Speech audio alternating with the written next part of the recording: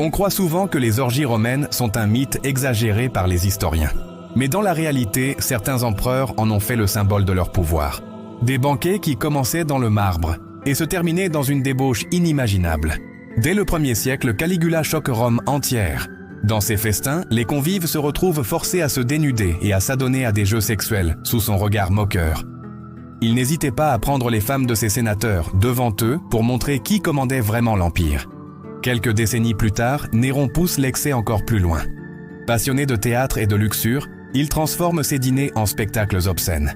L'un de ses scandales les plus célèbres fut son union avec Sporus, un jeune esclave qu'il fit castrer, habiller en femme et qu'il appela son épouse impériale.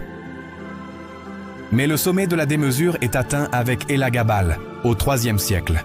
À seulement 18 ans, il organise dans son palais des banquets où l'alcool, la musique et le sexe se mêlent sans distinction d'âge, de rang ou de genre. Les chroniqueurs racontent qu'il offrait des montagnes de nourriture, puis enfermait ses invités pour les forcer à participer à ses délires nocturnes. Ces orgies n'étaient pas qu'une affaire de plaisir.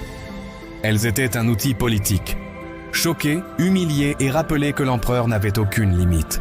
Dans une société où le corps et la morale étaient strictement encadrés, cette transgression devenait un signe de toute puissance. Caligula assassiné par sa garde, Néron poussé au suicide, et Élagabal lynché à 18 ans. Leur fin tragique rappelle que même les empereurs n'étaient pas intouchables. Mais leur réputation sulfureuse, elle, a traversé les siècles. Aujourd'hui encore, dire « orgie romaine » évoque la décadence absolue du pouvoir.